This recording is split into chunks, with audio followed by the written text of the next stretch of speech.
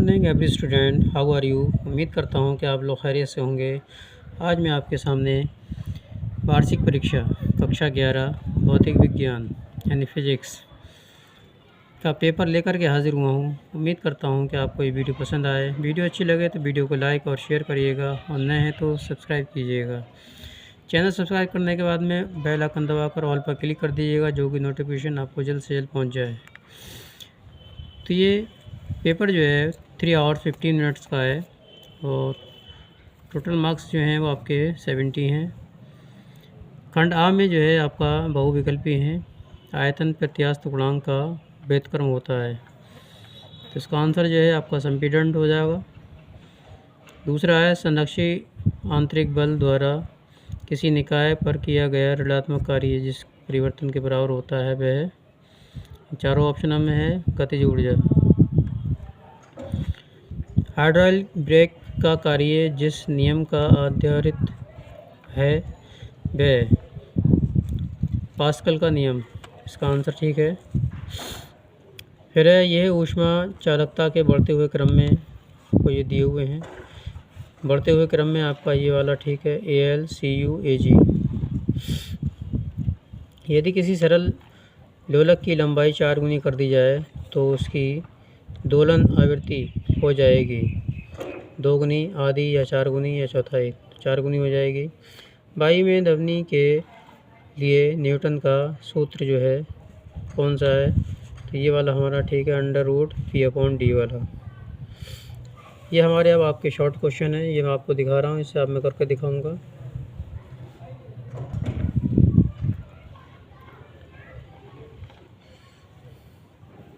Video बने रहिएगा।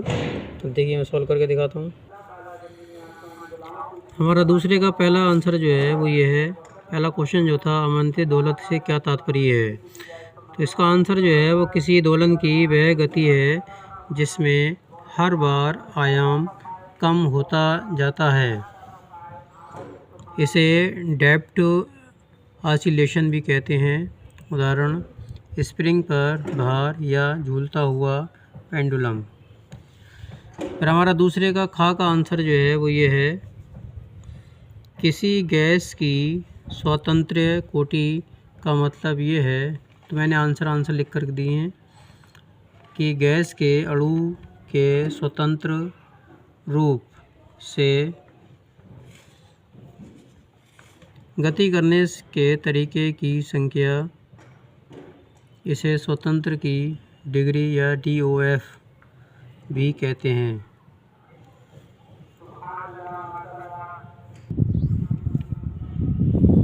तीसरा का आंसर है, जिस प्रक्रम को पलट दिया जाए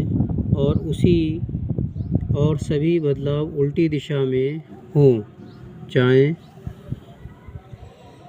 तो उसे उत्क्रमणीय प्रक्रम कहते हैं। इस प्रक्रम में भाग लेने वाले पदार्थ और बाहरी वातावरण में कोई बदलाव नहीं होता है।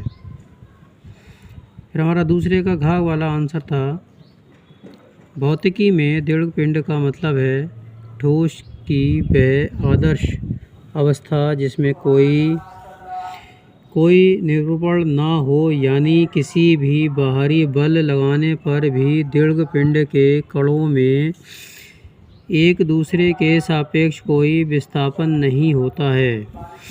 दूसरे का अड़ा वाले का आंसर है हमारा, बारिश में सड़क के मोड़ पर स्कूटर फिसल जाते हैं क्योंकि पानी की वजह से टायर और सड़क के बीच घर्षण कम हो जाता है। इसी वजह से मोड़ लेने के लिए ज़रूरी अभिकेंद्रीय बल नहीं मिल पाता है। अगला क्वेश्चन है हमारा, गति के 3 समीकरण जो हैं वो निम्नलिखित हैं। पहला जो है वो B = U + AT है और दूसरा जो है S = UT + ½ AT² है और तीसरा इक्वेशन जो है वो आपका V² = U² + 2AS है। यहाँ पर जो है V जो है वो अंतिम वेग है और U जो है वो प्रारंभिक वेग है, A त्वरण है और T समय है और S जो है तय की गई दूरी है। गति के इन समीकरणों को स्थिर त्वरण के नियम के रूप में भी जाना जाता है। ये समीकरण एक समान त्वरण के मामले में लागू होते हैं। तीसरे का खा जो है वह हमारा है पृथ्वी तल से ऊपर जाने पर जी के मान में बदलाव के लिए सूत्र g dash is equal to g bracket में 1 plus h upon R e का होल स्क्वायर। फिर हमारा जो है वही पृथ्वी तल से नीचे से जाने पर जी का मान में बदलाव के लिए सूत्र g dash is equal to g bracket में 1 minus d upon R e ये हो जाता है। और अगला हमारा क्वेश्चन जो है वो हमारा आयतन दे रखा था। आयतन को हमने वी से लिखा, वॉल्यूम 330 मीटर क्यूब, एच हमारा 40 मीटर दिया हुआ था। पंप द्वारा लाने में लगा समय 15 मिनट था, तो हमने इसको 15 मिनट को सेकंड में चेंज कर लिया, 60 से गुणा कर दी तो हमारा 900 सेकंड आ गया। जल का घनत्व हमारा रो जो है हमें अपने कहने से मानना पड़ता है, जो कि 10 की पावर 3 होता है। टंकी में भरे जल का द्रव्यमान m is equal to V rho होता है। p का मान हमारा 30 दे रखा था, इंटू रो जो है हमने 10 की पावर 3 लेट किया है। ये लेट नहीं किया बल्कि होता ही इतना है। जब ये 1 0 जो है हमने इसके अंदर मिलाई तो 4 पावर हो गई, हमारा केजी में आ गया। अब हमारा टंकी द्वारा भरने में पंप द्वारा किया गया कार्य जो है W बराबर mg होता है। m हमारा 3 गुणा 10 की पावर 4 है और जी हमारा 9.8 रखेंगे और h हमारा 40 है। जब हम इसकी गुणा करेंगे तो हमारा जो है 117.6 गुणा 10 की पावर 5 जूल आ जाएगा। फिर फार्मूला शक्ति का फार्मूला होता है P is equal to W upon T. W का मान जो है 117.6 गुणा 10 की पावर 5 बटे टी हमने जो है 900 लिया था, यहाँ पर जो हमने 900 रख दिया, उसको हमने भाग करा तो हमारा जो है 13.07 किलो वाट में आया। किलो हमने इसलिए क्योंकि 10 की पावर 3 आ रही थी तो हमने उसको हटा करके किलो में कन्वर्ट कर दिया। पंप की दक्षता जो थी वो 30% थी। फिर उसमें हमने फार्मूला लगाया आरोपित शक्ति इज इक्वल टू, जो आपका आंसर आया था 13.07, तो 13.07 बटे 30% था तो 30 लिख के परसेंटेज को हम 100 से भाग करेंगे तो वो 100 जो है ऊपर आ जाएगा, यानी गुणा में। जब इसकी हम डिवाइड करके इसे भाग करेंगे तो हमारा आएगा 43.56 किलो वाट। इसका अगर हम राउंड ऑफ करते हैं तो इस 6 को हटाकर इस वाले 5 को हम 6 कर देते हैं तो राउंड ऑफ में जो है 43.6 किलो वाट आ जाएगा। यही हमारा आंसर होगा। तो आई होप इस वीडियो को समझ में आ चुका होगा। ये क्वेश्चन जो है बहुत ही ज़्यादा इम्पोर्टेंट था। अब मैं अगला नेक्स्ट पे चलता हूँ। हमारा चौथा क्वेश्चन है, कृत्रिम उपग्रह के कक्षीय वेग और पलायन वेग के बीच संबंध सीधे अनुपातिक होता है, यानी जब कक्षीय वेग बढ़ता है तो पलायन वेग भी उसी अनुपात में बढ़ता है। कक्षीय वेग और पलायन वेग में संबंध, पहला ऑप्शन जो है वो है हमारा पलायन वेग और कक्षीय वेग में बीच संख्या जो है b is equal to √2 b0 द्वारा दिया जाता है। दूसरा पॉइंट है हमारा इसमें ve पलायन वेग है और b0 जो है कक्षीय वेग है। तीसरा हमारा पॉइंट है पृथ्वी की सतह की परिक्रमा करने के लिए आवश्यक वृत्ताकार उपग्रह के वेग 8 किलोमीटर प्रति सेकंड है। हमारे अगला पॉइंट जो है हमारे ग्रह में से पलायन की गति जो है 11 किलोमीटर पर सेकंड है। अगला क्वेश्चन है, स्टील रबड़ से ज़्यादा प्रयास्त होता है क्योंकि स्टील में विकृति रबड़ से कम होती है, यानी स्टील रबड़ की तुलना में ज़्यादा लोचदार होता है। इसका पॉइंट है स्टील का प्रत्यास्थ गुणांक रबड़ में से ज़्यादा होता है। स्टील ज़्यादा बल पर ज़्यादा विकृति को सहन कर सकता है। अगला पॉइंट है हमारा रबड़ ज़्यादा लचीला होता है और कम बल पर ज़्यादा विकृति दिखाता है।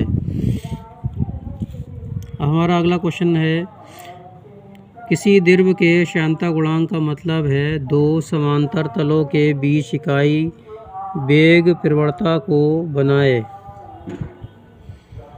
रखने के लिए ज़रूरी घर्षण बल। यह द्रव्य का एक अंतर्निहित गुणधर्म है। श्यानता गुणांक को ईटा से दर्शाया जाता है। इसे पॉइस या सेंटीपॉइस में मापा जाता है।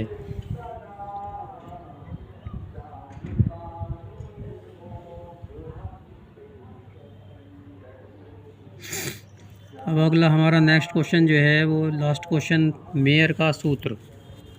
बहुत ही ज़्यादा मोस्ट इम्पॉर्टेंट क्वेश्चन है मेयर का सूत्र। इसमें आप लिखेंगे, माना किसी गैस की नियत आयतन व नियत दाब पर मोलर विशिष्ट ऊष्माएं Cp तथा Cv हैं। स्थिर आयतन पर एक मोल गैस को डेल्टा Q ऊष्मा देने पर उसका ताप डेल्टा T बढ़ जाता है। तब delta Q = Cv delta T। यहाँ आयतन अपरिवर्तित है। गैस द्वारा किया गया कार्य W = 0 होगा। फिर ऊष्मीय गति के प्रथम नियम से delta Q = delta U plus delta W। Delta Q की यहाँ से आपको वैल्यू लिख देना है, Cv डेल्टा T वैसे रखना है। डेल W का मान जो है, W का मान 0 है तो 0 रख दीजिएगा। तो U = इतना आ जाएगा आपका। गैस की आंतरिक ऊर्जा में परिवर्तन delta U = Cv delta T हो जाएगा। फिर उसके बाद जो है लिखेंगे, परंतु यदि स्थिर दाब पर उस गैस के तापमान में डेल्टा T वृद्धि करने के लिए दी गई ऊष्मा = Cp डेल्टा T है, तो ये ऊष्मा Cp डेल्टा P दो प्रकार से व्यय होती है। पहली जो है वो गैस की आंतरिक ऊर्जा में परिवर्तन में चूँकि ताप परिवर्तन उतना ही डेल्टा T है, अतः आंतरिक ऊर्जा में परिवर्तक डेल्टा U, Cv और डेल्टा T है। गैस के दूसरा पॉइंट जो है, गैस के आयतन में परिवर्तन में नियत दाब P और गैस के तापमान में परिवर्तन डेल्टा B में संपन्न कार्य W = P del B। W की वैल्यू जो है वो Cp डेल T है और P की जगह पे आप लिखेंगे Cv डेल्टा T और B की जगह पे लिखेंगे P प्लस डेल B। तो ये उठा करके पहले तो आप इसे लिखिएगा, ये जो है किसके बराबर है, तो P del B = R del T के बराबर हो जाएगा। अब हमने यही वाली इक्वेशन को फिर से लिखा है यहाँ पर।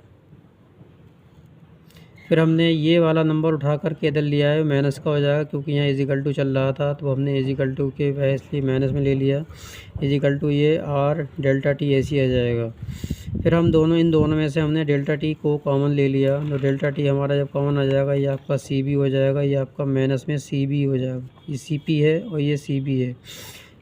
आपका R डेल्टा T वैसी रहेगा। डेल्टा T से डेल्टा T को आपको कैंसिल कर देना है, तो आपका ये Cp माइनस Cb = R हो जाएगा। यही हमारा मेयर का सूत्र था, इसे यही सिद्ध करना था। तो ये वीडियो आपको कैसी लगी, इसको लाइक और शेयर करिए। नए हैं तो सब्सक्राइब कीजिए। चैनल का नाम मैथ का फंडा है। चैनल सब्सक्राइब करने के बाद में आपको ऑल पर क्लिक कर दीजिएगा, जो कि नोटिफिकेशन आपको जल्द से जल्द पहुंच जाए। तो वीडियो में बने रहने के लिए आपका बहुत बहुत शुक्रिया, धन्यवाद, मेहरबानी।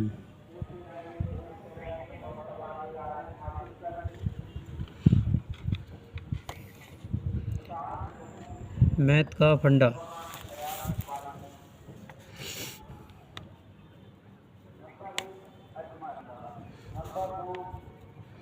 मैथ का फंडा।